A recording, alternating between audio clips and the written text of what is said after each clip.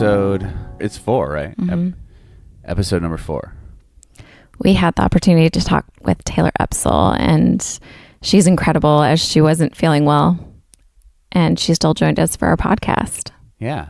Taylor UPSAHL grew up surrounded by music, her dad being in punk bands and even hosting bands as they traveled through Phoenix. They had their own band room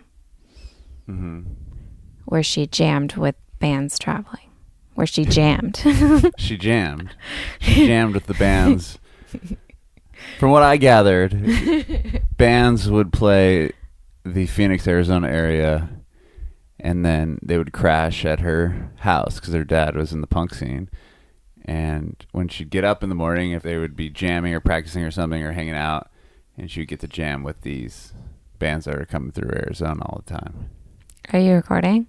Yeah.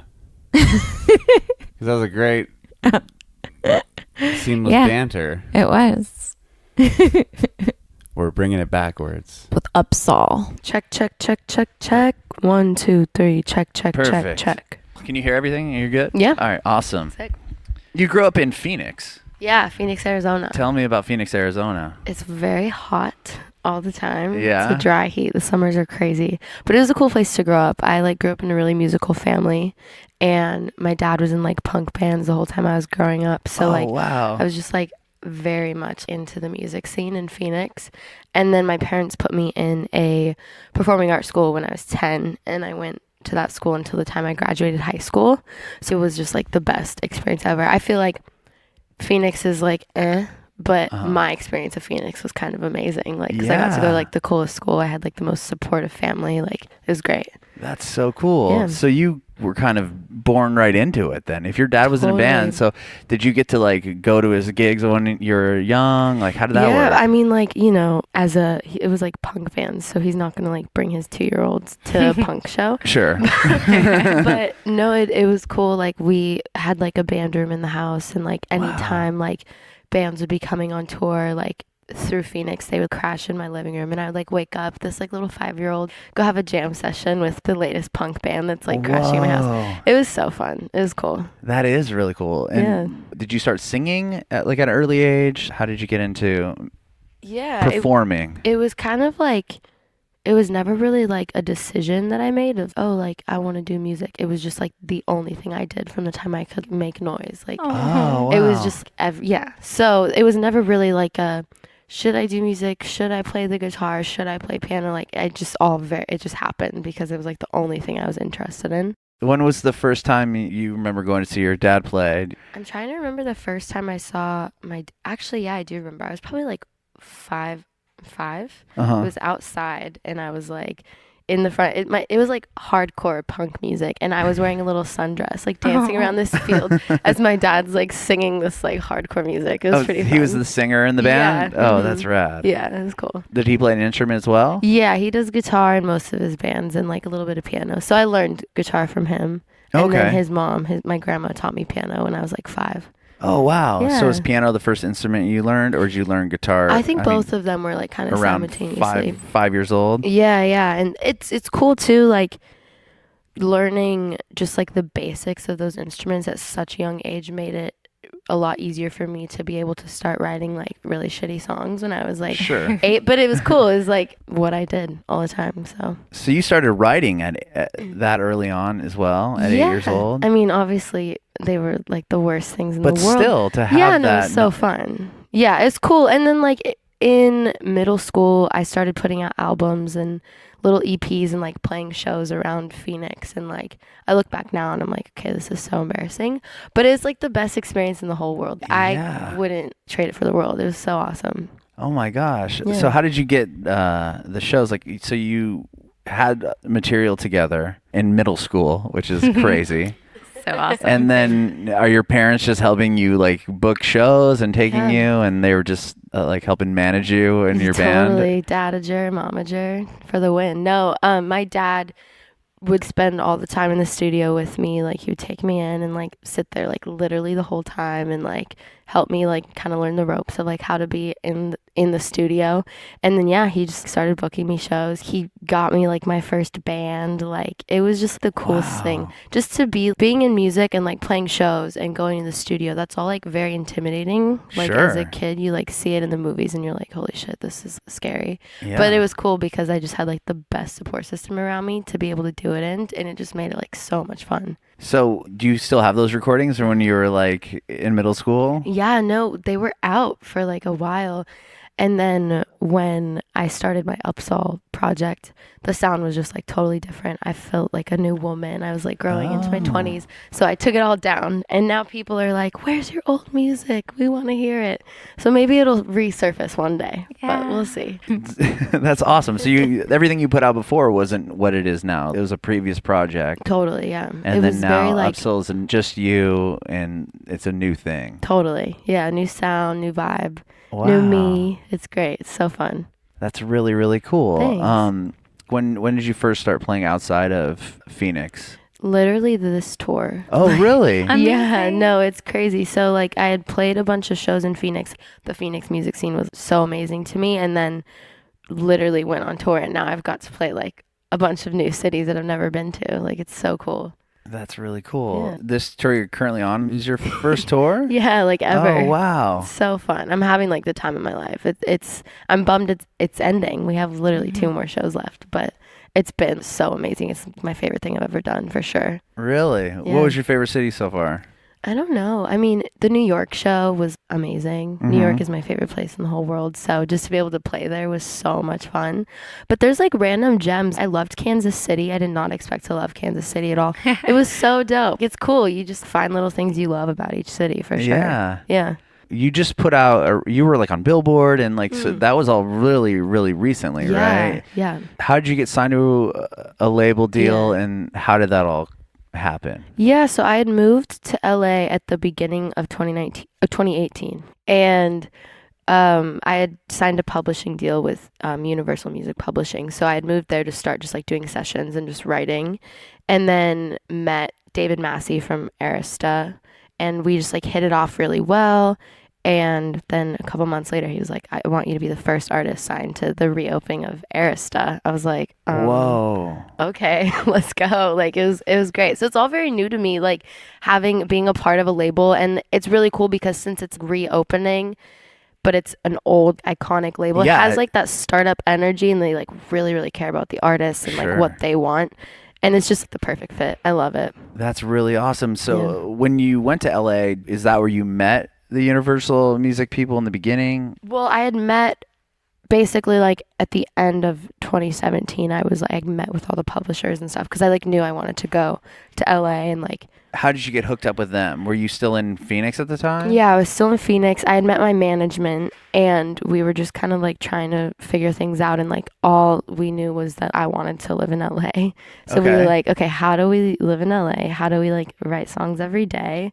Let's get a pub deal. And then I met David Gray at UMPG, and like another like instant, you just click. He really got it and like what I was trying to do. And then, then I moved. And then how did they contact you originally? Did they hear your music, or like? Yeah, I mean, see you at a show. Like how did that initial connection happen? Yeah, it was weird because I had only had like 2 songs out at that time under UPSAHL. So my management was just reaching out to the people that they knew at the different publishers, and they played them my 2 songs that I had out, and they were like, okay, like we'll take a meeting.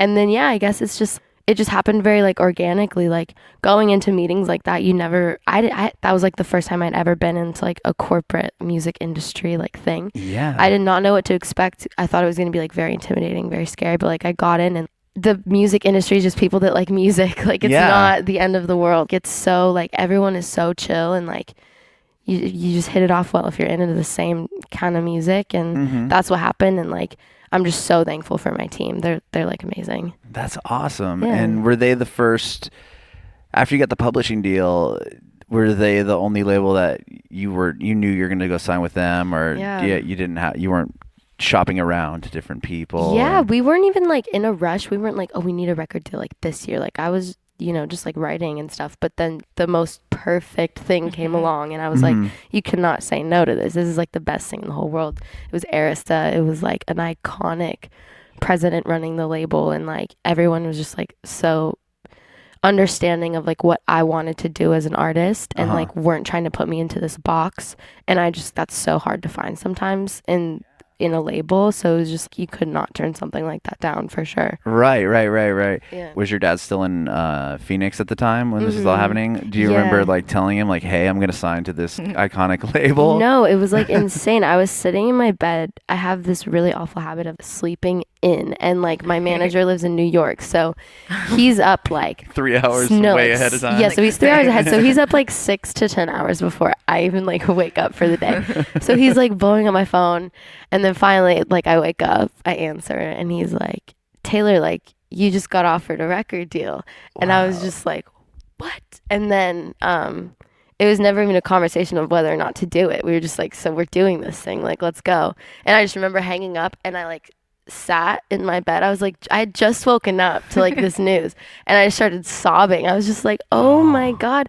It's so cool because like as a developing artist, I feel like it's very challenging, or like, I don't know, it's, you look at other artists who are like way ahead of you in their musical journey, and it's really easy to like compare yourself to them. Of course. But for me, like my biggest thing in this past year has just been to like compare where I am now to like the person I was a year ago. So I just remember like sitting in my bed thinking like, if you'd have told me a year ago, like I was still living in my parents' house, like had graduated high school, did not know what I was doing. If you would have told me then like that I would be like sitting in my bed in LA finding out I just got offered a record deal, like what the hell? It was just the best moment ever. It was great. That's so cool. And then you called your dad? Yeah, I called my dad. Everyone was just like crying. Everyone was so excited. It was amazing. It was so dope. That is so cool. Yeah. And yeah, I'm sure he was so proud. He's like, that's all he knew. And then you pass it on to you, and you're like, hey, I just got signed to this label. And like, that's so awesome. And then after you get the record deal, how'd you get hooked up with Max? Because he produced one of your songs, right? Yeah, it's crazy how I met Max, actually. So this was like 2 years ago before anything. Like I was still in high school, and I was listening. So I would go into this radio station called KWSS like a bunch and go hang out. Like I was friends with kind of like the guy who was running it. And I had heard White Lies on that station one day, and I was like, oh my God, this song's like really dope. And I covered it and posted it on YouTube. Oh, really? Yeah. And then somehow it got organized. Max was going into that like radio station, and somehow I was going in to play his song, like cover for him. It was very weird. In front of him? Yeah, like on air. Like it was the weirdest thing. I was like, who organized this? But like, let's go. It's fine. And I was like a fan. I was like, this song is incredible. Like he's so talented, and like he's so inspiring. Like it was a big deal for me. And yeah, I go in and I play this song, and we like hit it off. And then his management had reached out, and they were like, go do a session with Max. We wrote the first 2 songs that like I ever released, and like the first 2 times of ever working together. So like just instantly like writing clicked.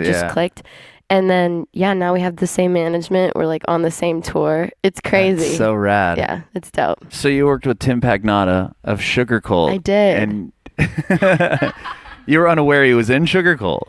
Well, you meet Tim, and he's just like the coolest, most like chill dude in the whole world. And then I'm like a 20-year-old who doesn't really know much about like music outside of music just, like, that came out before you were born. Yeah. And so I met Tim. I like knew he was the shit just because like I met him. I was like, okay, this guy is like obviously extremely talented. Like I come in, he has this beat like that's just like so amazing, like ready. We wrote the song in like 2 hours. Wow. And then I left. And I also knew he was the shit because when I was walking into the session, he had a little doormat that said home is where the LaCroix is. And I remember I posted it on Instagram. I was like, we're writing the next single today. And we wrote the next single that day. That's and I think so it's because of the doormat. Because but yeah, of the he's LaCroix amazing. Mat? Yeah. He's incredible. It was an honor to work with him. That's seriously. right. Because I know that he wrote a lot of the songs for Neon Trees. But yeah, his original band, Sugar Cult, they're huge. Massive. Yeah. Well, they're a band that I was really into at the time. And I saw that you worked with him, and I was like, oh, wow, that's really cool. Yeah, he's a baller. He's dope. Right on. So, Well, we want to save your voice, but we absolutely love every song. Like, thank you. Yeah. Like, thank you. I'm like, wow, Max and Taylor like just sing about good stuff.